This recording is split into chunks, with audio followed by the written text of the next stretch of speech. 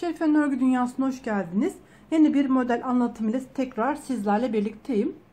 Bugünkü modelimiz 2 ilmek ve katlarından oluşuyor. 2, 4, 6, 8, 10 şeklinde 2 ilmeğin katlarını ayarlamanız gerekiyor. Ben 18 ilmekle örgüme başlıyorum. Şu anda örgümün ön yüzündeyim. İlk sırasındayım. İlmeklerimi sıra boyunca düz olarak örüyorum.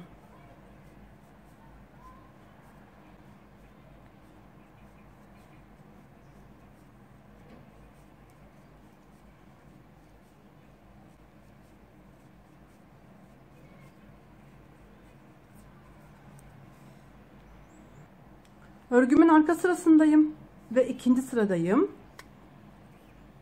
İlmeklerimi sıra boyunca ters olarak örüyorum.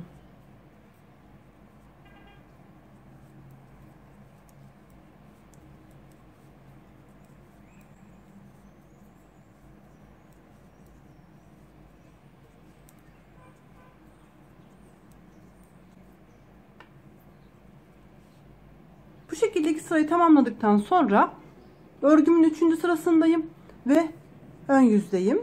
Kenar ilmeğini örmeden aldım. İpimi ön tarafa geçiriyorum. Sonraki 2 ilmeği örmeden atlatıyorum. İpimin örgü tarafını, arka tarafına atlatarak bu şekilde bir sıra ipimi dolamış oluyorum. Sonra ipimi şişime bir kez doluyorum. Yani yeni bir ilmek oluşturuyorum. 2 ilmeği birlikte düz örerek topluyorum. Tekrar ipimi örgümün ön tarafına alıyorum. 2 ilmeğin etrafından ipimi bu şekilde atlatıyorum. İpimi şişime bir kez dolayarak yeni bir ilmek oluşturuyorum. 2 ilmeği birlikte düz örerek topluyorum. İpimi önce 2 ilmeğimin etrafından dolanıyorum. Arka tarafa ipimi aldıktan sonra şişime bir kez ilmeğimi doluyorum ve bu 2 ilmeği birlikte düz örerek topluyorum.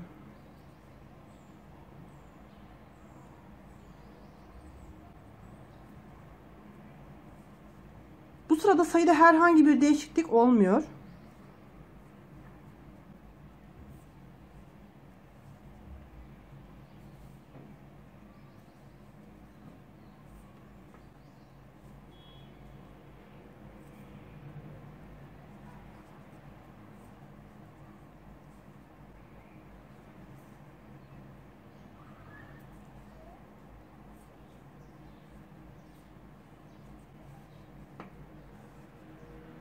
Örgümü ön yüzde tamamladım. Şimdi örgümün arka sırasındayım. 4. sıradayım. Modelim 4 sıradan oluşuyor. Burası örgümün son sırası. Kenar ilmeğini örmeden aldım. Bu defa ipimi örgümün arka yüzüne alıyorum. 2 ilmeğin etrafından dolandırıyorum. İpimi ön tarafa aldım. Tekrar önce ipimi şişime bir kez doluyorum. Yani burada bir tane ilmek artırmış oluyorum. Sonra 2 ilmeği birlikte ters örerek topluyorum. İpimi örgümün arkasına alıyorum. Ve bu 2 ilmeğin arasından ipimi ön tarafa geçiriyorum. Bir kez ipimi şişime doluyorum. Ve 2 ilmeği ters örerek topluyorum. 2 ilmekten yeni 2 ilmek elde ediyoruz. İpimiz arkada iken 2 ilmeğin arasından ön tarafa geçiriyoruz. Bir kez ipimiz şişimize doluyoruz ve bu 2 ilmeği ters örerek topluyoruz.